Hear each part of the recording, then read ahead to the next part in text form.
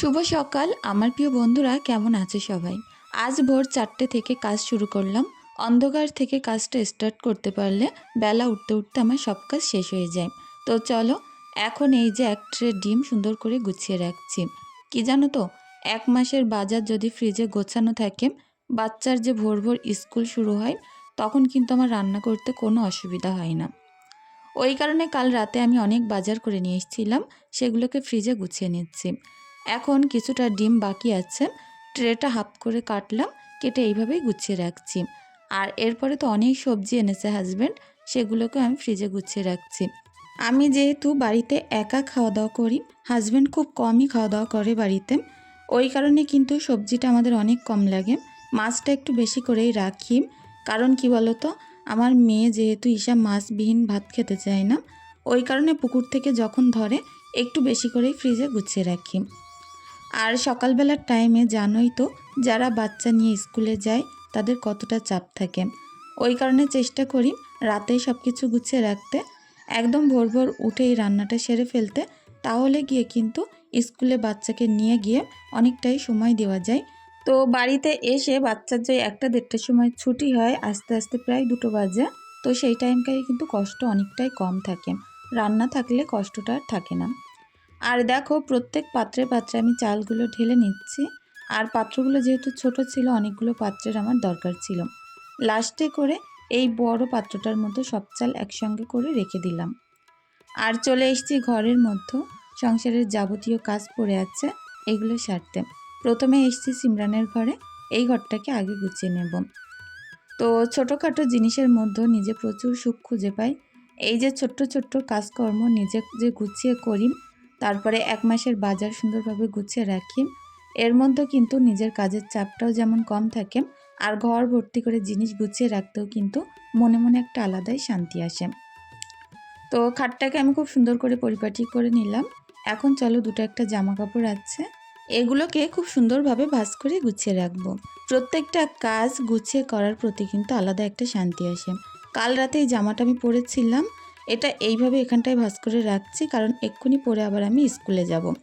তো ঈশার স্কুলে যেতে গেলে প্রত্যেক দিন আলাদা আলাদা জামা কিন্তু লাগে, এক জামা পরে তো রোজ যাওয়া যায় না। অনেকগুলো সুতি কুর্তি আছে আমার, আর চুড়িদার আছে, আমি কিন্তু ওগুলো ওদল বদল করে পরি, আর রোজ বাড়িতে আসার পরে ধুয়ে দিই। এতে করে জামাটাও পরিষ্কার থাকে, আর রোজ একঘেয়েমি জিনিসটা কিন্তু থাকে না। আর ওই লাল বাস্কেটটার মধ্যে করেই আমি আমার এই নতুন জামাগুলো রেখে দিয়েছি। রোজ রাফিউজ পরে তো, আর যেগুলো আমার অনেক সুন্দর সুন্দর কাজ করা চুড়িদার, সেগুলো শোকেজের ভিতরেই থেকে যায়। আর এই শোকেসটা এখন এই হাতে একটু গুছিয়ে নেব। এই শোকেসটার মধ্যে তেমন কিছু নেই, তো শুধু সাজিয়ে রাখার মতো দুটো একটা জিনিস আছে, কিছু প্লেট প্লেট এরকম ধরনের। এটা কিন্তু আমার একদম বিয়ের প্রথম দিনের শোকেস, আর অনেক যত্ন করে এটাকে আমি গুছিয়ে রেখেছি, কিন্তু কিছু কিছু জায়গায় জং পড়ে যাওয়ার কারণে দেখতে অনেক বাজে লাগে। ভাবছি এটাকে সারাতে দেব। তো যেহেতু বড় শোকেস, জিনিসপত্র বার করা, এটা ধরে বাইরে বার করা, আর আমাদের রাস্তাটা না অনেক সরু, তো এটা বার করতে গেলে অনেক কষ্ট হবে, ওইভাবেই বার করতে পারছি না। বাড়িতে যদি মিস্ত্রি এনে ঠিক করতে পারতাম তবু একরকম ছিল, কিন্তু কোনো মিস্ত্রি বাড়িতে আসছে না। তো যাই হোক, ঘরটাকে এখন খুব সুন্দর করে ক্লিন করে ঝাড় দিয়ে নিচ্ছে। আর এ ঘরের মেঝেতেও দেখো একদম জায়গা কম, ঘরগুলো সেই তো করেছিলাম, একটু যদি আরও বড় করে করতাম, এখন এই অশান্তিটা ভোগ করতে হতো না। যাই হোক, দেখো সুন্দর করে এই ঘরটা এবার পরিপাটি করতে লেগে গেলাম। আর জানলাগুলো কিন্তু এখন আমরা আর লাগাই না, এমনি মশারি টানিয়ে শোয়া হয়, আর পর্দাগুলো লাগিয়ে দিই।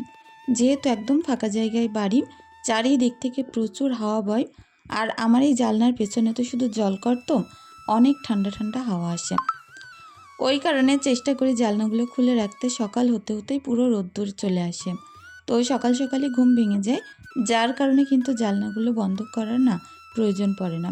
যদি একটু বেলা করে ঘুমাতাম, তাহলে মনে হতো জানলাগুলো বন্ধ থাকলেই ভালো হতো। আর চোখে আলো পড়ার সাথে সাথে ঘুম ভেঙে যায়, এটা কিন্তু অনেক ভালো অভ্যাস। তো যাই হোক, দেখো বিছনার চাদরটা টান টান করে নিচ্ছি। প্রত্যেক দিন ঘুম থেকে উঠে আমি এইটাই ভাবি, কোন কাজটা এর আমি কোনটা করব। কোনটা আগে করলে শেষ হবে, কোনটা শুরু করলে আগে শেষ করতে পারবো, এই ভাবনার মধ্যেই থাকি। সকালবেলা স্কুলের যে চিন্তাটা থাকে এখন, তো একদম মারাত্মক একটা চিন্তা, বলে বোঝাতে পারবো না। রবিবারটা আসবে কখন সেই অপেক্ষায় থাকি। রবিবারে গিয়ে সব কিছুই শান্ত, আর একটু দেরি করে ঘুম থেকে ওঠা কিংবা কাজ করার অত প্রেশার থাকে না। আমি খুব সুন্দরভাবে ভিডিওগুলো শ্যুট করতে পারি। আর আদার্স যে দিনগুলো, এগুলো অনেক কষ্ট করে আমাকে যেতে হয়। তো বাড়িতে তো অনেক হাঁস মুরগি, তাদের পেছনেও কিন্তু আমাকে অনেকটাই সময় দিতে হয়। আর সন্ধ্যা হলে এডিটিংয়ের কথা কি বলবো, এডিটিংয়ে হাত দেওয়ার সময় পাই না, বাচ্চাকে পড়াতে নিয়ে বসতে হয়। তো এই সব কাজের মধ্য দিয়ে যেতে গিয়ে আমি কিন্তু ঠিকঠাকভাবে ভিডিও দিতেই পারছি না। তো প্রথমে ভেবেছিলাম একদমই বন্ধ করে দেব, তারপরে ভাবলাম যেভাবে পারি, যতটুকু পারি তোমাদের সাথে শেয়ার করি। তো তোমরা আমাকে অনেক ভালোবাসো। একদম যদি তোমাদের মাঝ থেকে আমি পুরোপুরি বিদায় নিয়ে চলে যাই, তোমরা অনেক খুঁজবে, তোমাদের খারাপ লাগবে। সবথেকে বড় যে খারাপটা, সেটা কিন্তু আমারও লাগবে। কারণ এমন একটা বন্ধুত্ব, পরিচয়, একটা প্ল্যাটফর্ম আমি পেয়েছি, যেই জায়গাটা কিন্তু খুব সহজে মানুষ পায় না। আর আজকে পেয়েও যদি আমি হারিয়ে ফেলি, সেটা কিন্তু অনেক। যাই হোক, ঘর গোছাতে গোছাতে চলে আসলাম বারান্দায়। বারান্দাটা খুব সুন্দর করে এখন পরিষ্কার করে নিচ্ছি। আর একে একে প্রত্যেকটা কাজ যখন শেষ হয়ে যাবে, মন থেকে একটা আলাদাই আনন্দ কাজ করে, জানো তো। আর আজ যে কটা দিন কি প্রচণ্ড গরম পড়ছে, এই গরমের মধ্যে তো কাজ করাই দুষ্কর। তো আমার অনেক বোনেরা কমেন্ট করছো, প্রত্যেক দিন তো একই ভিডিও দিয়ে যাচ্ছ, একটু আলাদা রকমের ভিডিও দাও, স্কিন কেয়ার, তারপরে অন্য সকল রুটিন, এগুলোও শেয়ার করো। তো আমি চেষ্টা করব আজকের ভিডিওটা একটু অন্যরকম করতে। অবশ্যই লাস্ট পর্যন্ত পাশে থেকো, তোমরা বুঝতে পারবে। এদিকে চলে আসলাম, কটা হাঁড়িকুড়ি আছে, এগুলো মেজে নেব। রান্নাটা আমার এক্ষুনি বসাতে হবে। ফ্রিজে আগের দিনকার একটু খাসির মাংস আছে, ওইটুকুনি আজকে রান্না করব। তো আমার একটা নন্দাই আগের দিন দিয়ে গেছিল, ওনাদের বাড়িতে যে আকিকার করার ছিল, তো ছাগল জবাই করে আকিকার করা হয়, তো সেই মাংসই দিয়ে গেছিল। সেখান থেকে অল্প একটু রেখেছিলাম বুট দিয়ে রান্না করব বলে। তবে এই যা প্রচণ্ড গরম, এখন কিন্তু বুট আর এই মাংস একসাথে রান্না করলে একদম সাথে সাথে পেট খারাপ করবে। ওই কারণে ভাবলাম থাক, বুট দিয়ে বানাবো না, এমনি আলু দিয়ে পাতলা ঝোল বানাই। আর খাসির মাংসের লাল লাল ঝোল দিয়ে কিন্তু এক থালা ভাত অনায়াসেই খেয়ে নেওয়া যায়। তো চলো একে একে প্রত্যেকটা কাজ সারতে থাকি। এত টানা রোদ্দুর না, এখানে আমি বসতেই পারছিলাম না। আর পুকুরের পানি দেখে তোমরা বুঝতেই পারছো কত সুন্দর স্বচ্ছ চকচকে। এই পানিগুলো কিন্তু সেদিন পুকুর ছাঁচার পরে দেওয়া হয়েছিল। তারপরে এর মধ্যে জিরো লাইট, তারপরে চুন মেরে পানি পুরো পরের দিনই পরিষ্কার করা হয়েছে। তো যখনই আমরা পুকুরে পানি দিই নতুন, তখন অনেক রকম ঔষধ এটা ওটা মিশিয়ে পানির সাথে সাথে পরিষ্কার করে ফেলি। তো 2-1 দিন যেতে যেতেই পরিষ্কার হয়, আর সপ্তাহ কাটতেই একদম নতুন পানির মতো চকচক করে। তো যাই হোক, আদা রসুন বাটা করে নিচ্ছে। আমি কিন্তু পুকুর থেকে উঠে বাছা কোটা এটা ওটা ছিল, সেগুলো আগেই কমপ্লিট করে নিয়েছি। তো সকালবেলার টাইমে না, একদম এদিক থেকে ওদিক ফেরার টাইম থাকে না, মনে হয় কোনটা এরে কোনটা করব। তো চলো বাটনাটাও কমপ্লিট করলাম। আজ আমি শুকনো লঙ্কার গুঁড়ো দিয়েই মাংস বানাবো। পেঁয়াজ কেটেছি অনেকখানি, আদা রসুন বাটলাম, আর শিলটাকে সুন্দর করে ধুয়ে সুপারি পাতার খোসা দিয়েই যেহেতু বাটনাটা তুললাম, ওটা আবার চাপা দিয়ে রাখলাম। এই যে এইটুখানি মাংস আছে, এখন উনুন ধরিয়ে দেখো আগুনগুলো পুরো বাইরে আসছে। একদম আমি ঠিক করতে পারছিলাম না, এত জোরে জোরে হাওয়া বইছে, পুরো আগুন পুরো এসে মুখে লাগছে। অনেক কষ্ট করে উনানটা ঠিক হলো। এবার রান্নাটা বসিয়ে দিই চলো। উনানে রান্না করতে আসলে একদম গল্প করা কথা না, 1 ঘন্টাও কিন্তু টাইম লাগে না। এত জোরে উনান জ্বলে, আর তার সঙ্গে সঙ্গে দুদিকে খুব তাড়াহুড়ো করে রান্না হয়। একদিকে ভাত হয়ে যায়, একদিকে দুটো সবজি একসঙ্গেই কিন্তু হয়ে যায়। আর এত সুন্দর টেস্ট হয় এই উনানের মাংস, তোমাদেরকে আমি বলে বোঝাতে পারবো না। তো যাই হোক, পেঁয়াজ তারপরে আদা রসুন বাটা এগুলো তুলে সুন্দর করে ভাজা ভাজা করে নিলাম। এখন একটু লঙ্কার গুঁড়ো, হলুদ গুঁড়ো আর নুন দেব, দিয়ে মশলাটাকে আরও সুন্দরভাবে একটু ভাজা ভাজা করে নিয়ে ভালোভাবে এর মধ্যে কষিয়ে মাংসগুলো তুলে দেব। আর মাংস কিন্তু যত বেশি ভাজা ভাজা হবে, টেস্টটা খুব তত বেশি সুন্দর আসবে। তো এর মধ্যে এক টুকরো দিলও আছে। আমার ঈশা মাংস খায় না, কিন্তু দিলটা পছন্দ করে। আমিনা ইসলাম আঁখি প্রোফাইল থেকে বোন সবসময় আমার পাশে থাকে, অনেক সুন্দর সুন্দর কমেন্ট করো। বোন বলেছে তোমার ভিডিও দেখে মন থেকে এত শান্তি পায় কি বলবো। বোন বলেছ তুমি যে কোনো কাজ করো সেটা খুব ধৈর্যের সঙ্গে করো, আর খুব পরিষ্কার পরিপাটিভাবেই করো। তোমার পরিশ্রম, ধৈর্য আর যত্ন সবটাই অনুপ্রেরণাদায়ক। তো বোনের এত সুন্দর কমেন্ট পড়ে সত্যি আমি খুব মুগ্ধ হয়েছি, অনেক ভালো লাগলো। এভাবেই পাশে থেকো আর তোমাদের সুস্থতা কামনা করি, ভালো থেকো। ফুলমণি বোন বলেছ, রূপা বোন ঈশা এখন কেমন আছে?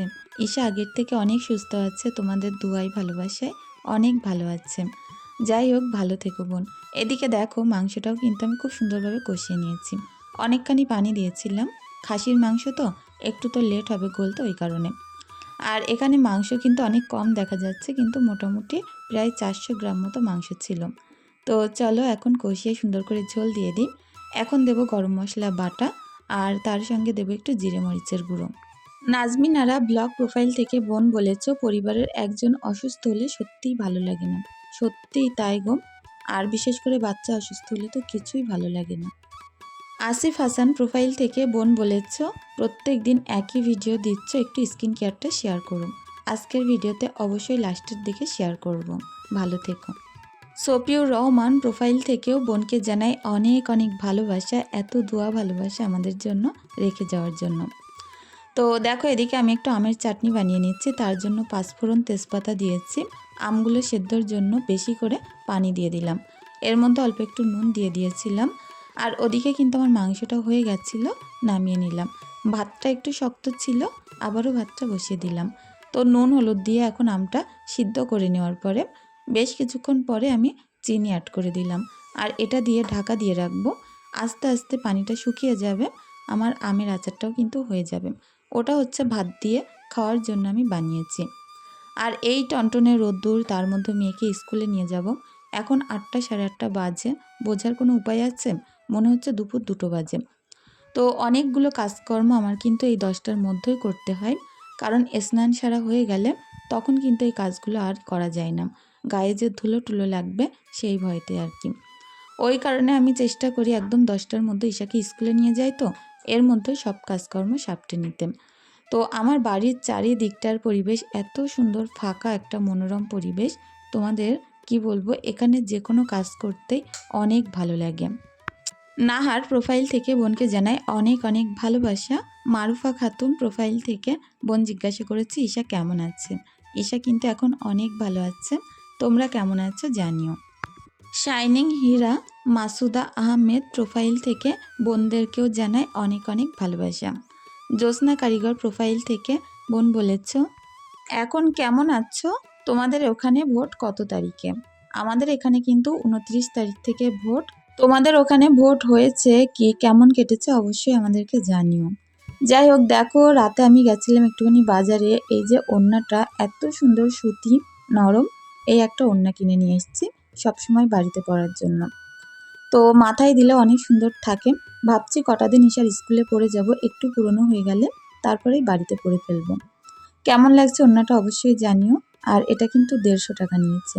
আমি এরকম সুতি একদম নর্মাল ওড়না পরতে অনেক পছন্দ করি, বেশি গর্জিয়াস কাজ করা ওড়না একদমই না ভালো লাগে না।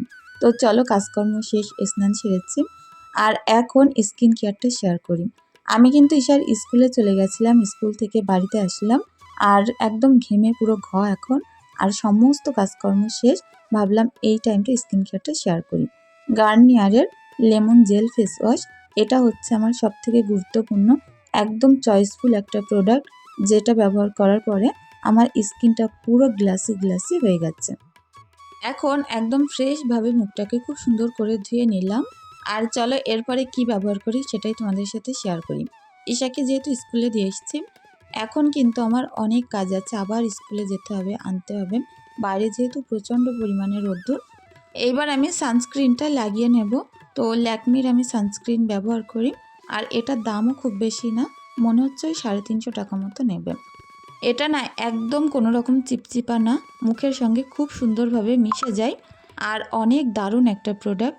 তোমরা যারা যারা সানস্ক্রিন ব্যবহার করো নিশ্চয়ই জানো যে সানস্ক্রিন একটু ভারী পড়ে, কিন্তু এটা প্রচুর লাইট ওয়েট।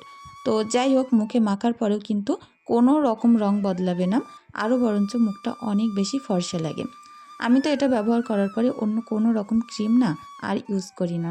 তো দেখো সুন্দরভাবে আমার এই যে দুটো প্রোডাক্ট দিয়ে স্কিন কেয়ারটা করলাম, এটা হচ্ছে ল্যাকমির SPF 50, প্রচণ্ড দারুণ একটা প্রোডাক্ট। আর এটা হচ্ছে সুইস বিউটির একটা লিপ বাম, আর এটা কিন্তু চেরি কালারের। এই দুটো তিনটে প্রোডাক্ট দিয়ে কিন্তু খুব সুন্দরভাবে পরিষ্কার পরিপাটি আর অনেক সুন্দর একটা লুক পাওয়া যায়। এখন চুলটা একদম পুরো হুড়িয়ে আছে, পুরো পাগল পাগল মতন দেখা যাচ্ছিল। যেহেতু স্নান সেরেই মাত্র চুলটা হালকা শুকিয়ে বেঁধে নিয়ে স্কুলে চলে গেছিলাম। আর আমার এই চুড়িটার লিংক তোমরা চাও, ওই লাল পলাটার লিংক আর কি। তো ওটা কিন্তু আমি অফলাইন থেকেই নিয়েছি, স্বর্ণকারের দোকান থেকে। ওটা হচ্ছে রূপোর একটা বালা। এখন কিন্তু প্রচণ্ড ভাইরাল যাচ্ছে রূপোর যে লাল পলাগুলো। আমি নিয়েছি সামান্য একটু মুখে কাজ করা, আর অনেকেই দেখছি পুরো গিজগিজে রূপো বসানো নিচ্ছে। আমার মনে হচ্ছিল একটু প্লেনের উপরেই নেব, তো আমি এরকম ধরনের পলা নিয়েছি। তো যাই হোক, আমি মাঝখান থেকে শীতে কাটি না, এরকম সাইড থেকে হালকা শীতে কাটি, আর তা নয় উল্টেই চুল বাঁধি। তো চলো, এখন আমার পুরোপুরি স্নান করার পরে যেমনভাবে রেডি হয় সেইভাবে কমপ্লিট রেডি হলাম। আর কেমন লাগছে অবশ্যই কমেন্টে জানিও। সকলে অনেক ভালো থেকো, সুস্থ থেকো। আমাদের জন্য একটু দোয়া ভালোবাসা রেখে যেও। তোমাদের জন্য না আমার তরফ থেকে অনেক ভালোবাসা রইল। চলো বন্ধুরা, আজকের ভিডিওটি শেষ করছি। পরবর্তী ভিডিও, খুব সুন্দর একটা ভিডিও নিয়ে আসবো। ততক্ষণ অবশ্যই পাশে থেকো আর আমাদের জন্য একটু দোয়া রেখে যেও।